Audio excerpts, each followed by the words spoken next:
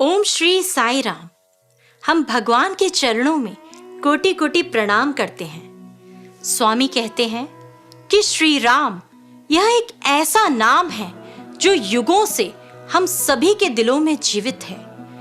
हर घर में, हर गांव में, हर शहर में यदि कोई नाम बसता है तो वह है श्री राम का नाम। श्री राम हम सभी के दिलों में, आत्मा में निवास करते हैं और इसीलिए वे आत्मा राम कहलाते हैं। हम भगवान को बार बार प्रणाम करते हैं और उनसे विनम्र प्रार्थना करते हैं कि भगवान आज के हमारे इस राम रस पान में वे हमारा मार्गदर्शन करें। और भगवान की आज्ञा से रामायण के हम कुछ ऐसे पात्रों के बारे में बात करेंगे जिनके बारे में हम अक्सर ज्यादा नहीं जानते, लेकिन वे सब भी बहुत ही महत्वपूर्ण हैं। हाँ रिचा, रामायण एक ऐसी गाथा है जिसमें त्याग, मित्रता, प्रेम, धर्म, ये सारे जो गुण हैं या ये सारे जो इम्पोर्टेंट एट्रीब्यूट्स हैं वो सभी अलग अलग पात्रों में, फिर वो मनुष्य योनि के पात्र हो या पशु पक्षी योनि के पात्र हो, हर एक पात्र अपने चरित्र और गुणों से इस माला रूपी रामायण में अपना योगदान देता है। तो जब हम बात कर रहे हैं रामायण की, हम रामायण के प्रमुख पात्रों के बारे में जानते हैं, बार बार सुनते हैं, लेकिन जैसे कि तुमने कहा कुछ पात्र ऐसे हैं जिनके बारे में हम बहुत ज्यादा नहीं जानते हैं, लेकिन उनकी भूमिका इस रामायण में जो है वो बहुत ही महत्वपूर्ण है और आज उसी पर हम चर्चा करने वाले हैं। बिल्कुल, तो चलिए हम आगे बढ़ते हैं। तो हम अब बात करेंगे एक बहुत ही सुंदर चरित्र। ये चरित्र है देवी शांता का। मैं समझती हूँ कि शांता इस नाम से अक्सर बहुत लोग परिचित नहीं होंगे या फिर परिचित भी होंगे। चलिए जानते हैं कि भगवान शांता के बारे में कैसे बताते हैं। स्वामी ने एक समर कोर्स में बहुत ही इंटरेस्टिंग तरीके से भगवान राम कथा सुना रहे थे और स्वामी ने अपने डिस्कोर्सेस में कई बार राम कथा को सुनाया है और हर बार जब हम सुनते हैं तो वो इतनी नई और इतनी अच्छी लगती है कि लगता है कि भगवान बोलते ही रहें और हम सुनते ही रहें। तो भगवान जब इस समर कोर्स में बात करते हैं तो वे बताते हैं कि भगवान का यह जो अवतार था, राम अवतार, ये इतना विशिष्ट अवतार था और भगवान को जब अवतरित होना था तो उसके लिए पुत्र कामेष्टि यज्ञ का होना जरूरी था और इस पुत्र कामेष्टि यज्ञ के लिए इंस्ट्रूमेंटल बने ऋषि ऋष्यशृंग, जिनके नाम से आज हम सभी श्रृंगेरी नाम की एक जगह है उसको जानते हैं। कहते हैं कि उन्हीं के नाम से श्रृंगेरी नाम की जगह बनी है।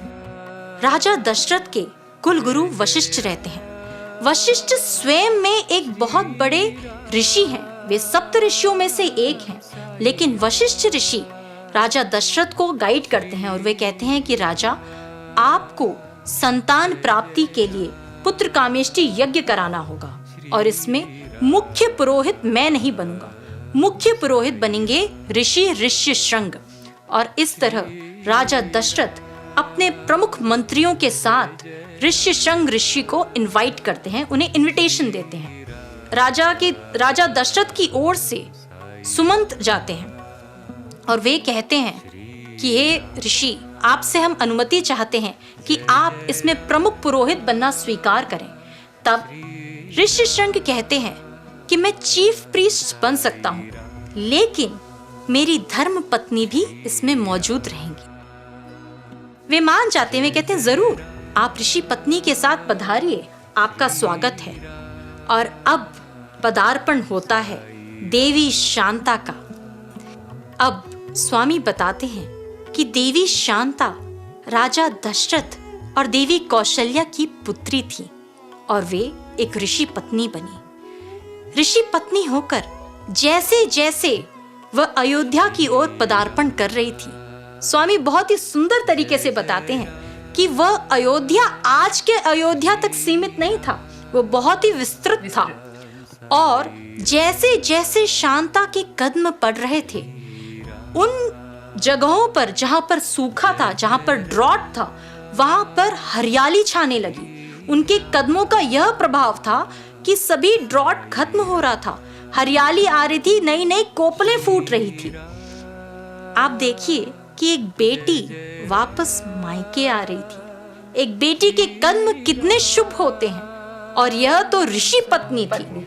और राम की कथा शुरू होती है, इसमें हर पात्र बहुत प्रमुख है, हर एक का बहुत बड़ा योगदान है, इंस्ट्रूमेंटल है। तो हम देखते हैं कि ये जो ऋषि हैं और ये जो ऋषि पत्नी हैं, ये इंस्ट्रूमेंटल हैं कि नारायण जो अवतार हैं अपने चारों भाइयों के साथ अवतार लें। और देवी शांता के चरित्र से हमें, अगर हम उसे आज से जोड़ें, तो हमें यह भी पता चलता है कि वे पुत्री हैं और पुत्री मायके वापस आ रही है। और हमें देखने को मिलता है कि सूखा खत्म हो रहा है।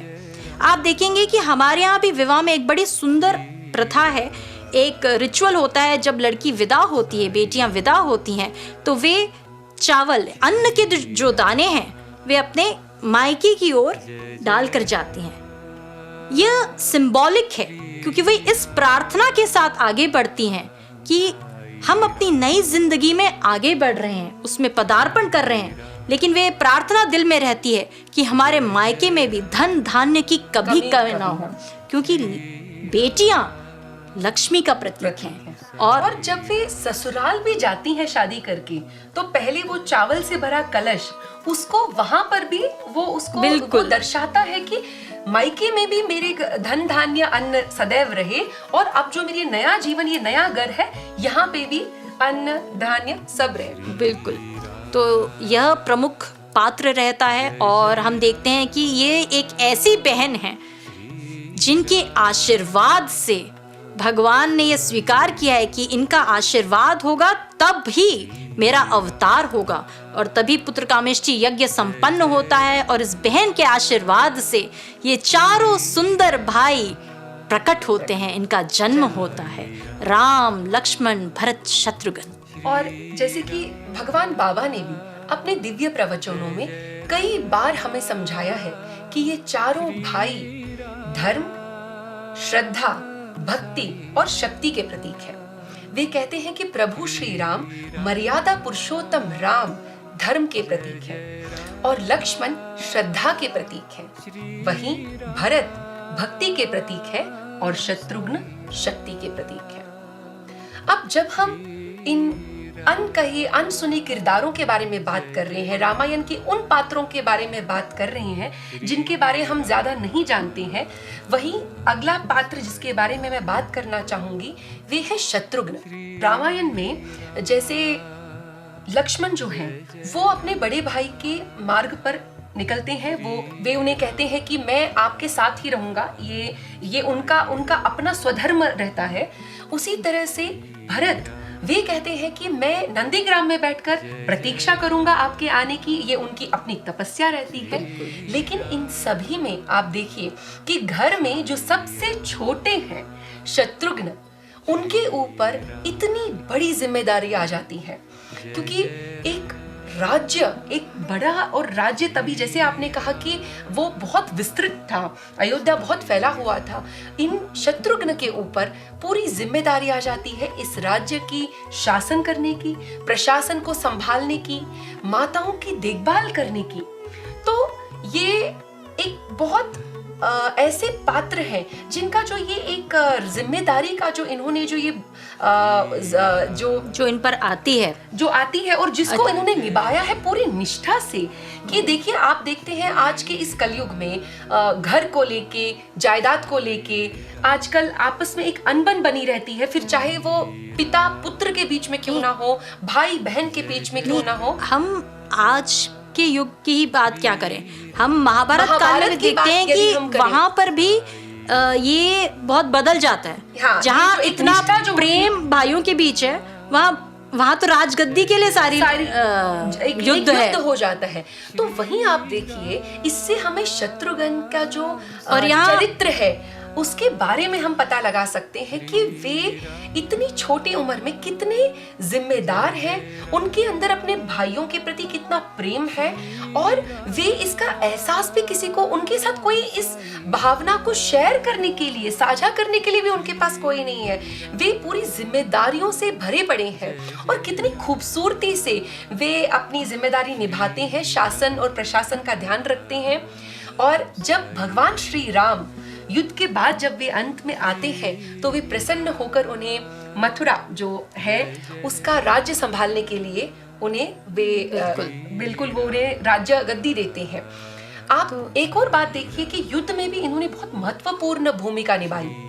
युद्ध में रावण के जो भतीजे लवणासुर हैं वे बहुत ही बलशाली रहते हैं और कितनी आसानी से शत्रुघ्न ने उनका वध किया।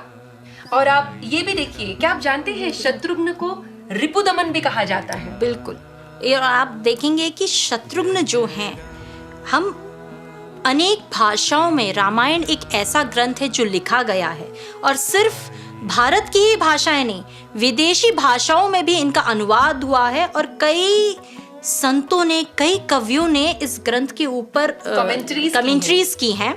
और भारत की सीमाओं से बाहर भी, चाहे फिर वो चाइना हो, श्रीलंका हो, नेपाल हो, मलेशिया हो, कंबोडिया हो, ऐसे कई देश हैं। इतना फैला था राम राज्य, वो खाली अभी के जहां हम देखते हैं आज भी सेलिब्रेट होती है। बिल्कुल। और जब आप शत्रुघ्न की बात करते हैं, शत्रुघ्न ये जैसा कि आपने कहा कि वो घर के सबसे छोटे भाई हैं और अक्सर जो होता है, छोटे जो भाई या बहन होता है उन्हें बहुत लाड़ प्यार मिलता है।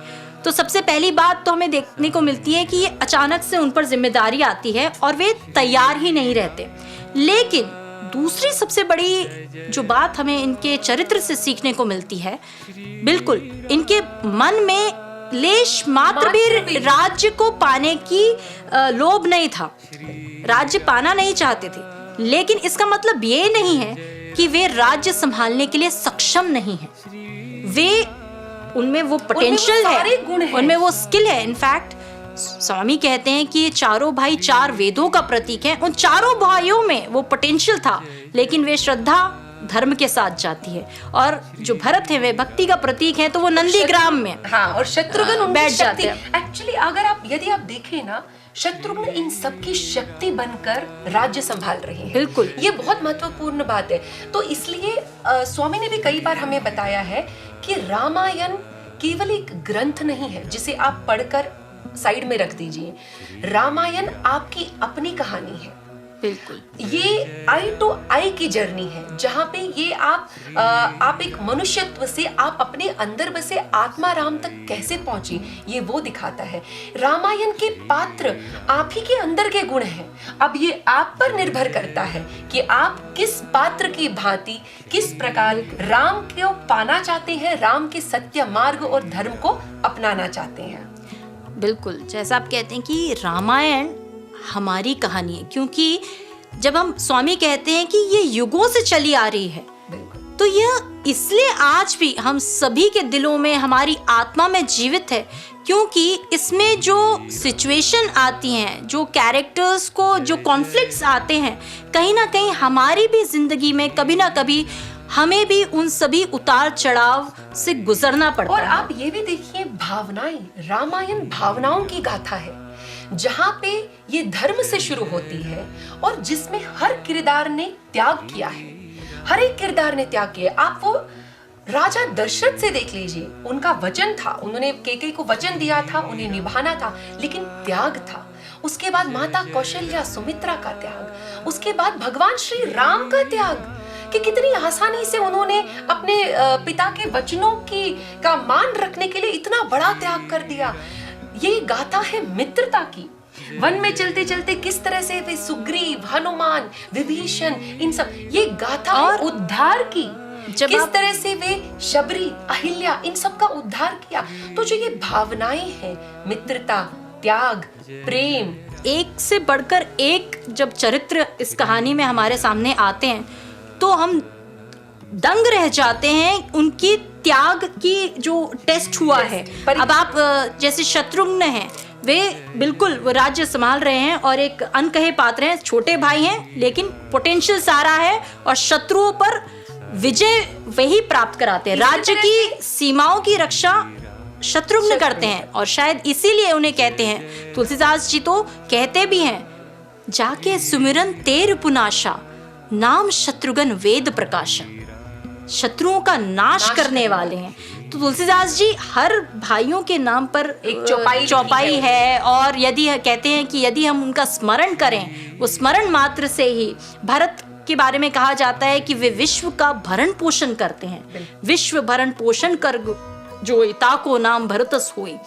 तो क्योंकि इतना प्रेम, इतनी भक्ति है उनके अंदर। और जब हम कहते हैं त्याग, जैसे कि आपने कहा हर भाई त्याग कर रहा है, तो एक बहुत ही सुंदर चरित्र आता है जो कि प्रमुख पात्रों के आगे कहीं पीछे छुप सा जाता है, और यह चरित्र है देवी उर्मिला का। उर्मिला एक इतना सुंदर चरित्र है।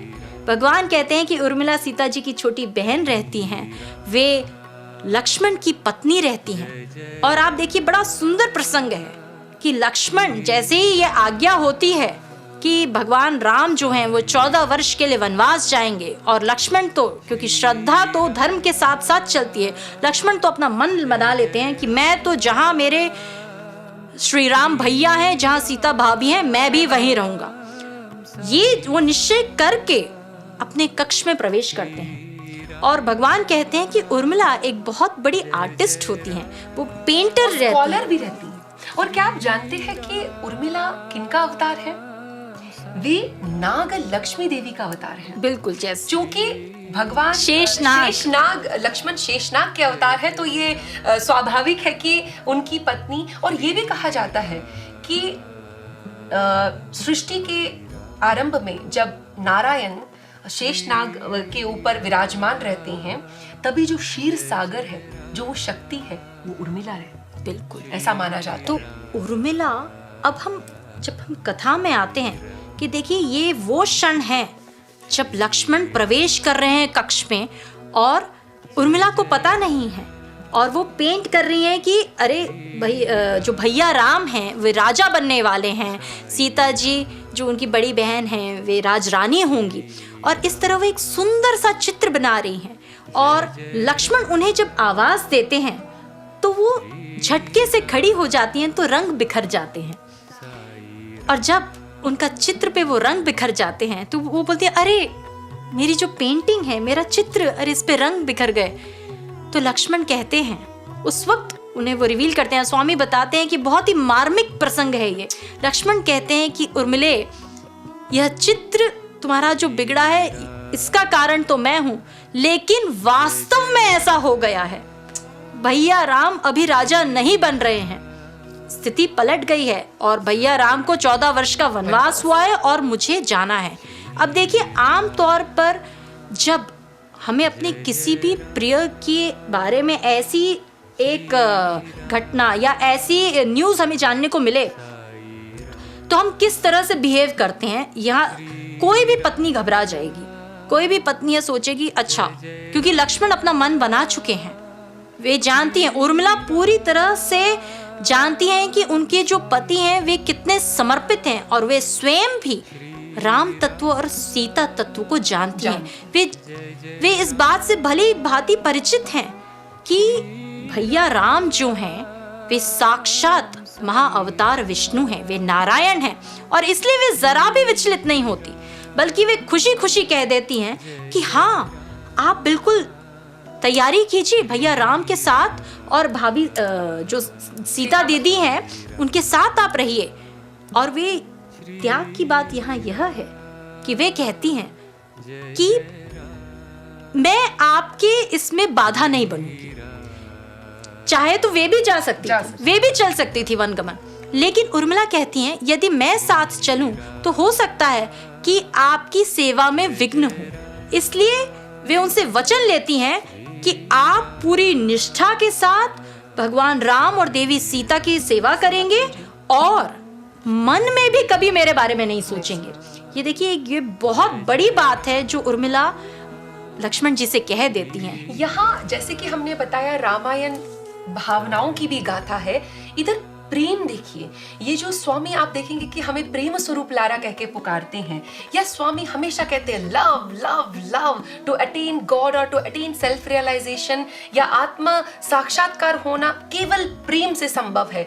तो यहाँ आप देखिए ये चारों भाई, चारों जो इनकी पत्नियां हैं, ये प्रकृति और पुरुष है, ये शक्ति है उनकी, और कितनी बखूबी से उन्होंने उस कैरेक्टर को, उस पात्र को इतनी सुंदरता से निभाया है जो कि आज हमें देखने को नहीं मिलेगा। जब हमने बात की कि शत्रुघ्न, एक बार भी उनके मन में ये ख्याल नहीं आया कि मैं राज्य मेरा हो जाए। वैसे आप देखिए उर्मिला अपनी पूरी सेवा भाव से, वो अपने पूरे प्रेम से इस जो ये लक्ष्मण जब उन्हें बताते हैं कि मैं नहीं यहाँ रहूंगा, मैं उनके साथ जा रहा हूँ, उस परिस्थिति में आज हम घबरा जाते, लेकिन उनका जो वो उनकी शक्ति है, उन्होंने उसको डट के पकड़ कर रखा और उसके बलबूते पे वे उन्हें जाने के लिए प्रेरित और प्रोत्साहित करती हैं। बिल्कुल, यहाँ तक कि ऐसा भी कहते हैं कि ये जो चारों भाई हैं, हम समझ रहे हैं कि शत्रुघ्न राज्य संभाल रहे हैं, लेकिन शायद हमें यह गुप्त बात नहीं पता कि इन भाइयों में इतना प्रेम है कि वे सोचते हैं कि भगवान जो राम है, भैया राम है, यदि वे राज सिंहासन पर नहीं बैठेंगे, यदि उनको वो मलमल का मुलायम बिस्तर नहीं मिलेगा, तो वे इतना सोचते हैं कि हम भी वह नहीं लेंगे। क्योंकि भरत भी वैसे ही वल्कल वस्त्र धारण किए हैं, तीनों भाइयों ने वल्कल वस्त्र धारण किए हैं, केवल शत्रुघ्न है जिन्हें परिस्थितिवश, जिन्हें ये शासन करने के लिए जो राजसी वस्त्र धारण करते हैं। लेकिन ऐसा कहते हैं कि रात्रि में वे भी धरती पर ही विश्राम करते थे, उन्होंने अपनी शैया नहीं ली। तो ये गुप्त बात है जो 14 वर्ष तक किसी को पता नहीं रहती। वो सब कुछ अपने अंदर रखे हुए हैं और शासन भी कर रहे हैं, सब कुछ कर रहे हैं, सभी माताओं का ख्याल भी रख रहे हैं, भाभियों का भी ख्याल रख रहे हैं। तो इस तरह हम देखते हैं कि रामायण में हर पात्र का बड़ा ही प्रमुख रोल है, उनकी बहुत बड़ी भूमिका है। और जब हम देखते हैं कि उर्मिला की जब हम बात करते हैं तो उर्मिला का त्याग, भगवान ने एक जगह यह भी कहा है कि उर्मिला का त्याग यदि हम देखें तो प्रारंभ में ऐसे भी देखने में आता है कि उनका त्याग देवी सीता के त्याग से भी बड़ा है, ये भगवान ने कहा है। और जो बहुत हाईलाइट नहीं होता है, लेकिन ये बहुत बड़ी बात है। और उर्मिला के चरित्र से आगे भी जब राम कथा आगे बढ़ती है तो जो भगवान के परम भक्त हैं, हनुमान जी को भी यह देखने को मिलता है। भगवान बताते हैं कि हनुमान जी खुद जब वे बता रहे हैं कि लक्ष्मण मूर्छित हैं और वे संजीवनी लेने के लिए जाते हैं, और जब अयोध्या में बीच में नंदीग्राम में वे रुकते हैं, सभी परिवार इस बात को सुन रहा है, तो उर्मिला वो एक ऐसा चरित्र है कि लक्ष्मण मूर्छित होने पर भी वे घबराती नहीं। वे कहती हैं कि हाँ, इसमें संकट की क्या बात है, मैं पूरी तरह से राम तत्व से और सीता तत्व से वाकिफ हूँ। मैं जानती हूँ कि जिसके हृदय में, जिसकी आत्मा में, जिसके मुख में राम बसते हैं, उसका कुछ बिगड़ ही नहीं सकता। तो इसलिए वे निर्भीक रहती हैं। जहाँ सभी लोग घबरा जाएंगे, उर्मिला अपने निश्चय से अडिगती नहीं है और बहुत ही निर्भीकता से हर परिस्थिति का वह सामना करती है। तो इसी प्रकार हम देखते हैं कि रामायण के प्रत्येक पात्र से हमें कुछ ना कुछ सीखने को मिलता है, और प्रत्येक पात्र, जैसे कि मैंने पहले भी कहा, हमारे अपनी ही भावनाएं हैं। तो इसी तरह से हम जब बात कर रहे हैं त्याग की, तो एक महत्वपूर्ण पात्र जो है, जिनके बारे में हम ज्यादा नहीं जानते हैं, वे हैं संपाति, जो कि जटायु के बड़े भाई हैं। जटायु के बारे में हम सब जानते हैं कि उन्होंने माता सीता की रक्षा करते करते अपने प्राण दे दिए, प्राणों की चिंता भी नहीं की, और अपने आखिरी श्वास तक वे लड़ते रहे। और उसके बाद भी आप ये भी देखिए कि पशु योनि में जन्म लेने के बाद भी उनकी जो तपस्या थी, वो कितनी उनका श्री राम के प्रति जो उनकी भक्ति थी, जो निष्ठा थी, वो इतनी दृढ़ थी कि उन्हें मुक्ति भी श्री राम की गोद में मिली। बिल्कुल। और जब आप इनकी बात कर रहे हैं, जटायु जी की मुक्ति की बात हम कर रहे हैं, संपाति के वे छोटे भाई रहते हैं, और तो यहाँ एक बहुत मुझे लगता है कि राम कथा में बहुत इंटरेस्टिंग कैरेक्टर्स आते हैं, और हर पशु योनि भी बहुत इम्पॉर्टेंट है, क्योंकि इस राम कथा में सभी का अपनी एक भूमिका है कि ये पूरा एक प्लेट डिसाइडेड है और इसमें हर पात्र आता है और अपनी भूमिका बखूबी निभा के वो बाहर हो जाता है। तो जब हम इनकी बात करते हैं, जटायु की, तो देखिए कि ये जो पूरा प्रसंग है, जो माता सीता का जब हरण होता है और किस तरह से वो होता है, तो मारीच को बुलाया जाता है और मारीच जो है स्वर्ण मृग का वो रूप धारण करते हैं। तो मारीच के मन में उस वक्त क्या चलता है, आप ये जरा सोचिए। मारीच को पता रहता है, क्योंकि वह भगवान श्री राम की शक्ति से परिचित थे। वे श्री राम साधारण मनुष्य नहीं है, वे नारायण है, ये वे जानते थे। क्योंकि और वे रावण को बताते भी हैं, रावण से कहते हैं कि रावण आप गलत कर रहे हैं, ये आपका ये कर्म ठीक नहीं है, क्योंकि वे भगवान श्री राम है और उनकी पत्नी है, उनकी शक्ति है वो।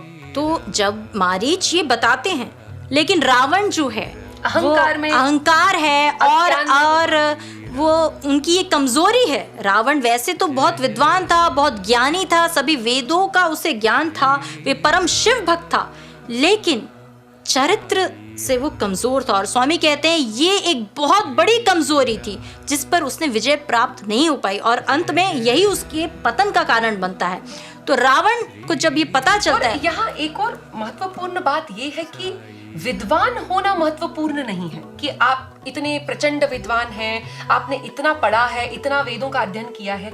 उनका मनन करना, ज्ञान को पाना, विज्ञान को पाना। देखिए, ज्ञान है डायरेक्ट नॉलेज, आप कुछ पढ़ते हैं आपको पता चलता। विज्ञान अनुभूति से आता है, और ज्ञान के साथ जब भक्ति जुड़ती है तो विवेक आ जाता है, जो कि रावण में नहीं था। बिल्कुल, उसने पढ़ा बहुत, वो शिव भक्त भी था, लेकिन उस भक्त का जो उसकी जो भक्ति थी, अहम प्रभावी थी, क्योंकि अहम के जहाँ अहम है वहाँ आपको भगवान नहीं, मतलब आप भगवान तक पहुँच भी नहीं सकते हैं। बिल्कुल। तो यहाँ हम देखते हैं कि मतलब रावण, क्योंकि ये बात आप कर रही हैं, तो रावण उनकी पत्नी है, वे भी बहुत ही बड़ी भक्त हैं, उनमें श्रद्धा और धर्म जैसे गुण उनमें विद्यमान है। मंदोदरी में बार बार उन्हें सही रास्ते पर लाने का वे प्रयत्न करती हैं, लेकिन वो सुधरता नहीं है। और यहाँ जब वे मारीच से वे बात करते हैं, तो मारीच के सामने वो कंडीशन यही रख देते हैं कि ठीक है, यदि आप बात नहीं सुनेंगे तो मैं आपको मार दूंगा। तो उस वक्त मारीच का ये जो कॉन्फ्लिक्ट आता है, उनको पता है कि मरना तो निश्चित है। अब रावण के हाथों मरूं या श्री राम के हाथों मुक्त हो जाऊं।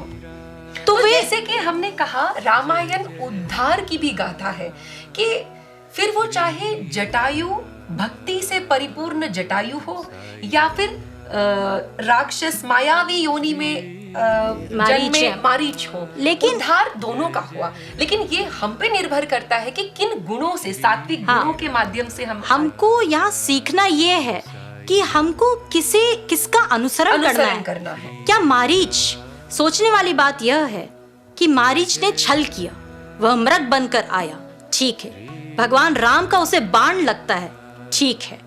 अब देखो, बाण लगा है, मृत्यु निश्चित है, लेकिन उसके ऊपर अब जो एक छल तो उसने मृग बनकर किया, दूसरा छल वह भगवान राम की आवाज निकाल के करता है, हा सीते, हा लक्ष्मण, यह कहकर वह अपने प्राण त्यागता है।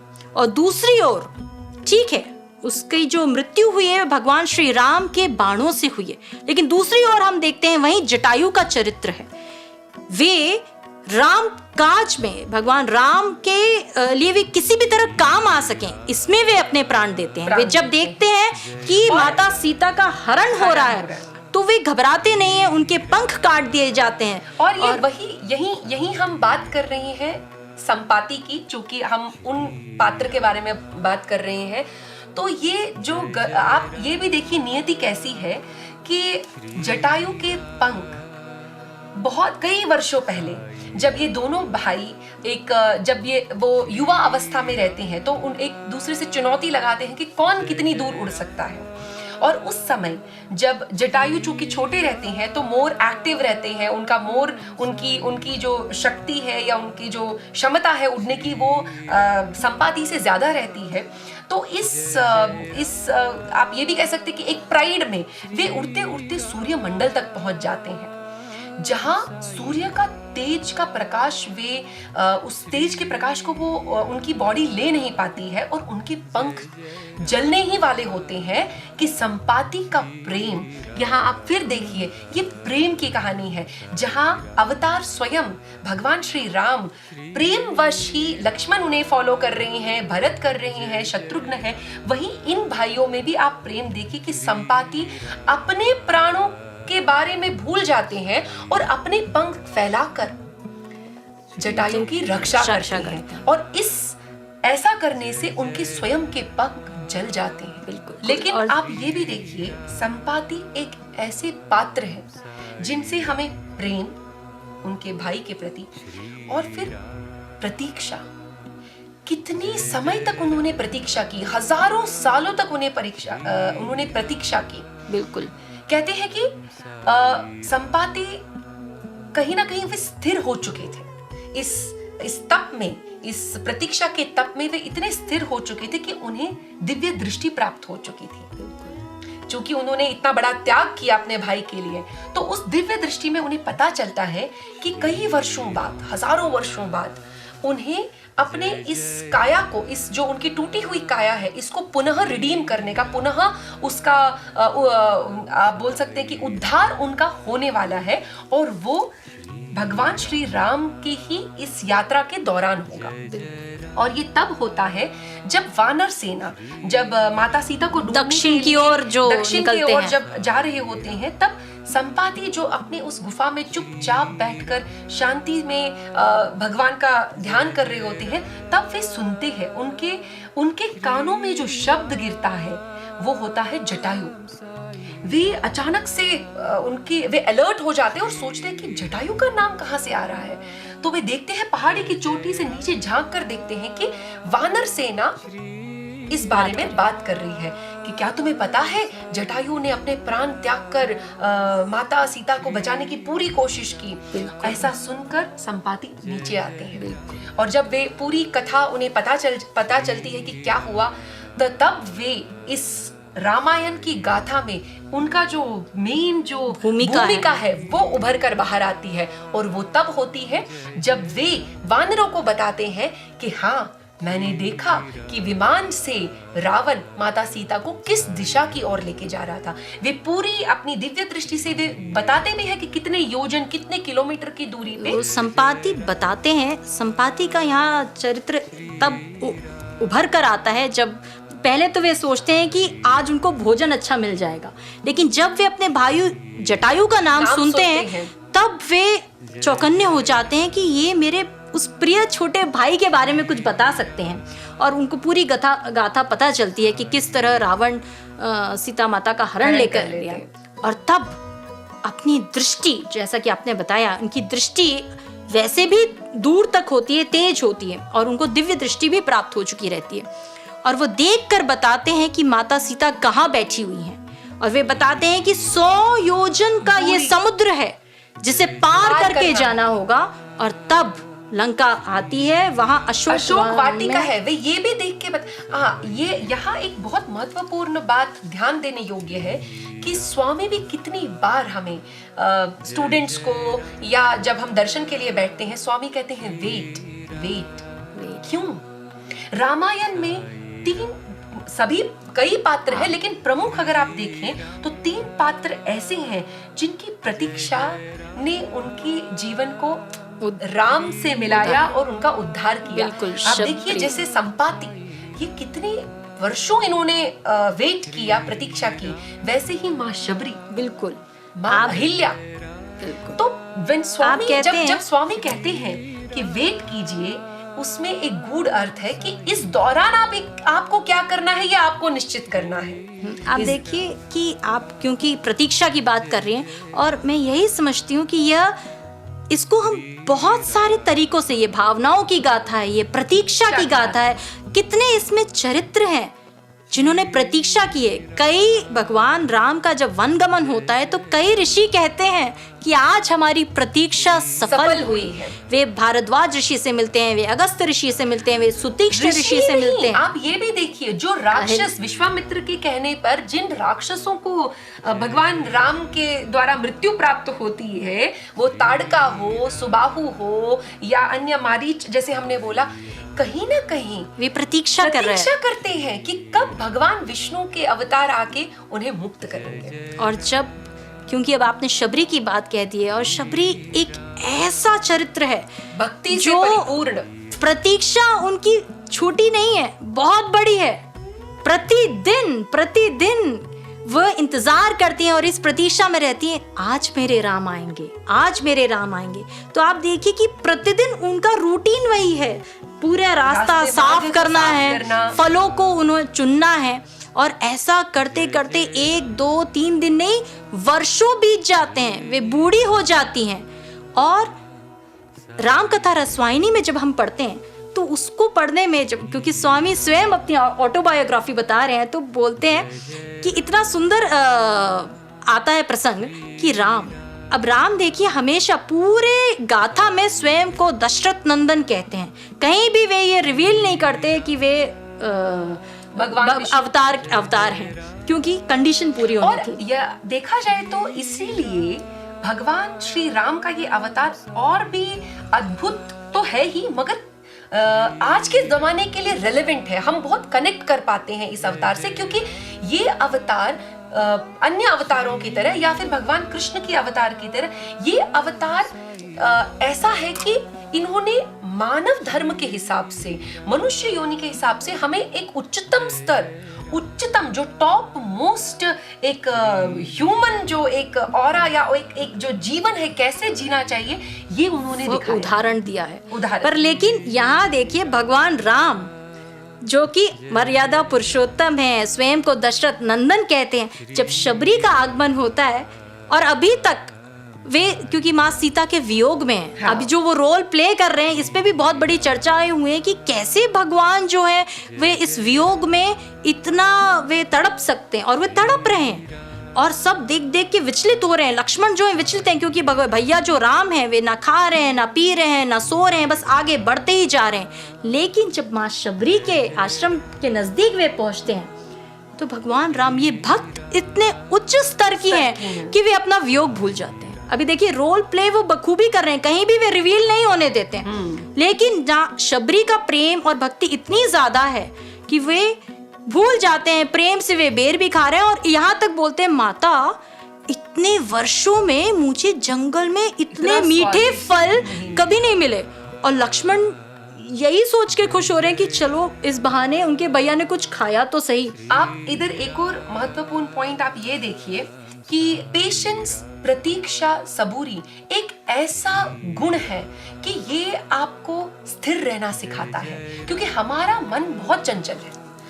ये एक क्षण यहाँ, दूसरे क्षण वहां, ये किसी भी बात पर, किसी भी चीज पर स्थिर नहीं रह सकता है। हमारे ध्यान को केंद्रित करने की शक्ति बहुत कम है। तो सब्र जो है वो आपको उस गुण से इंट्रोड्यूस कराता है, पहचान कराता है। बिल्कुल। और जो शबरी हैं, बहुत सारे गुण हैं। वे कहते हैं कि वे नवविधा भक्ति का प्रतीक है, लेकिन आप देखिए कि इस इंतजार को करते करते उन्होंने इसको, अपने इस इंतजार को इतना पर्पसफुल बना दिया है, इस तपस्या को इतना पर्पसफुल बना दिया है कि वे अब भगवान से अलग नहीं है।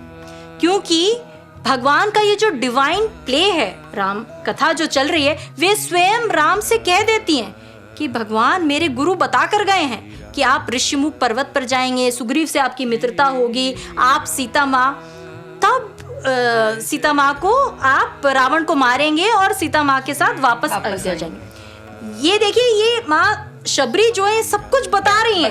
और ये हम ठहरें और इस पर विचार करें कि कैसे यह भक्त, जब भक्त की तपस्या इतनी बड़ी हो जाती है तो वह भगवान से अलग नहीं होता, और फिर भगवान का जो प्ले है वो सब उसे पता हो जाता है। और आप यहाँ ये भी देखिए, आज के जनरेशन के जो बच्चे हैं वो जब भी इन रामायण जैसे ग्रंथों को, एक्चुअली हमारी हिस्ट्री को, वो इस नजरिए से ना देखें कि भगवान राम ने ऐसा कैसे कर दिया, वैसा कैसे कर दिया, क्योंकि अगर आप इसे मनुष्य प्रवृत्ति से या मनुष्य की परसेप्शन से आप देखेंगे तो आपको केवल कमियां दिखेंगी। लेकिन यदि आप इसे भगवान की लीला देखेंगे तो आपको पग पग पर चमत्कार, पग पग पर आपको ऐसे उदाहरण मिलेंगे और आपको जीवन कैसे जीना है उसकी प्रेरणा मिलेंगी। तो भगवान राम ऐसे अवतार हैं जिन्होंने एक्शन करके दिखाया कि मनुष्य जीवन में ये सारी चैलेंजेस आएंगे, ये सारी कठोर चुनौतियां, परिस्थितियां आएंगी, आपको विरह वेदना से सहनी पड़ेगी, आपको इंतजार करना पड़ेगा, आपको ऐसे सिचुएशंस आ सकते हैं कि आप असमंजस में पड़ जाएंगे, प्रमोशन होते होते ट्रांसफर हो जाएगा। बिल्कुल। तो किस तरह से ये सारे रामायण है या जो सारे पात्र हैं, आप इसे दिव्य लीला का जब आप हिस्सा समझेंगे तो आपको आपके जीवन में मार्गदर्शन अवश्य मिलेगा। और इस तरह से जब हम बात कर रहे हैं, आप देखिए एक पात्र विभीषण, कितने सुंदर पात्र हैं वे। पूरी आप इसको अगर आज के दौर पे देखें, कलयुग के दौर पे, वो नेगेटिविटी से घिरे पड़े हैं। उनके बड़े भाई इतना घोर पाप कर चुके हैं और ये उन्हें मना भी करते हैं, उन्हें समझाने की पूरी कोशिश करते हैं, लेकिन रावण जो होना है वो तो नियति पहले से ही तय कर चुकी है। लेकिन आप इस पात्र को देखिए, इतनी नेगेटिविटी में वे कैसे अपना फेथ और अपना, उसका कारण भी है। आप जानते हैं विभीषण ने कठोर तप किया, ब्रह्मा जी को इन्वोक किया, उनके दर्शन, साक्षात दर्शन हुए। और आप जानते हैं विभीषण ने क्या मांगा? वे केवल सद्बुद्धि मांगते हैं, विवेक मांगते हैं, सोचने की शक्ति। सद्बुद्धि का अर्थ है कि आपको सत्य असत्य, ज्ञान अज्ञान और क्या करना चाहिए क्या नहीं करना चाहिए उसे सद्बुद्धि। वे ब्रह्मा जी से केवल यही मांगते हैं, वे किसी और चीज की अभिलाषा नहीं करते हैं। और आप ये भी देखिए कि वे अपने खुद के परिवार, अपनी फैमिली, अपने भाई को, चूंकि वो गलत मार्ग पर है, चूंकि वो अधर्म के साथ है, उन्हें छोड़कर भगवान श्री राम के पास चले आते हैं और उनकी सेवा करते हैं। अब आप यहाँ ये देखिए, जो भी रावण पाना चाहता था, फिर चाहे वो लंका पे राज हो या वैसे तो वो त्रिलोक पे भी राज करना चाहते थे, लेकिन या फिर वो अमरत्व हो, इमॉर्टैलिटी, ये दोनों ही उसे नहीं मिले। और ये दोनों विभीषण को, जिसने अपने सच्चाई और अच्छाई से विभीषण सिर्फ ईश्वर की कामना की, ईश्वर की और कामना इसलिए की, स्वतः ही उन्हें ये मिल गया। भक्ति से भगवान श्री राम का नाम और उनके काम में वे सहयोग दिया और उन्हें बड़ी ही सरलता से उन्हें राजगद्दी भी मिली और उन्हें अमरत्व की प्राप्ति भी हुई। वो चिरंजीवी में वे भी गिने जाते हैं। तो आप ये देखिए कि नॉलेज बटोरना खाली नहीं है, जैसे कि रावण ने किया, ज्ञान को बटोरना नहीं है, उसको कैसे उस पर जीवन को उसमें मनन निधिध्यासन करके चरित्र में डालना है, वो महत्वपूर्ण है। भगवान हनुमान जी जब लंका दहन करते हैं तो वो देखते हैं कि ये, मतलब उसके पहले भी जब लंका में प्रवेश करते हैं तो देखते हैं इस पूरी लंका में जहाँ राक्षस हैं, घोर राक्षसियां हैं और उन्हें माँ सीता की खोज करनी है, एक ऐसा परिवार है जहाँ राम नाम की गूंज हो रही है। ये हनुमान जी देखिए, राम काज में वे ठहरते नहीं हैं, राम काज यानी उनको आगे बढ़ना ही बढ़ना है, लेकिन यहाँ वे ठहर जाते हैं कि ये हनुमान इतने परम भक्त हैं कि वे जानने के लिए उत्सुक होते हैं कि ये कौन सा अनमोल रत्न है जो लंका जैसी नगरी में छुपा हुआ है। और तब उन्हें पता चलता है कि ये विभीषण है, और विभीषण को वो और प्रेरित करते हैं कि विभीषण आप राम काज से जुड़ जाइए, उनका नाम भी लीजिए और अपनी तरफ से पूरा प्रयत्न कीजिए।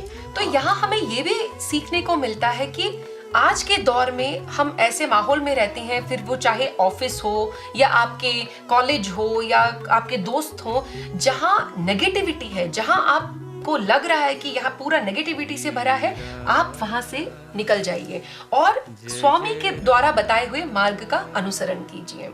तो इस तरह से हम देखेंगे कि रामायण केवल एक कहानी नहीं है, जैसे कि हमने बोला, रामायण में आपको वो सब कुछ मिलेगा जो सही जीवन जीने की कला को जो गुण उसे उभारते हैं, वे सब गुण आपको रामायण में मिलेंगे। तो स्वामी भी कितनी बार कहते हैं, follow the master, face the devil, fight till the end, finish the game. तो इस तरह हम देखते हैं कि ये राम कथा, ये धर्म की गाथा है, यह इंतजार की गाथा है, यह भक्ति की गाथा है, यह भावनाओं की गाथा है। रामायण गुणों से गुणातीत परमात्मा श्री राम तक पहुंचने की यात्रा है। और राम सेतु, जैसे स्वामी कहते हैं कि मंकी माइंड, राम सेतु, इसी मंकी माइंड पे श्री राम के नाम पे जब हम ध्यान केंद्रित करते हैं तो हम इसे पार कर जाते हैं। तो इस रामायण की चर्चा में आज हमने उन पात्रों के बारे में जाना जिनके बारे में हमने सुना नहीं है या समझा नहीं है, और किस प्रकार उन्होंने अपनी भूमिका इस रामायण की गाथा में निभाई। ऐसे अनेक पात्र हैं, शायद आप भी हमसे ज्यादा जानते होंगे। हमें जरूर आप लिखकर बताइए कि ऐसे और कौन से प्रमुख पात्र हैं जिनसे हमें शिक्षा लेनी चाहिए, जिनकी एक अनसुनी कहानियां हैं और जो आज भी हमारे लिए प्रेरणादायक है। हमें आशा है कि आपको हमारी ये परिचर्चा पसंद आई होगी। हम भगवान से अनुमति चाहते हैं और आप सभी को फिर से पुनः साई राम कहते हैं। जय साई राम।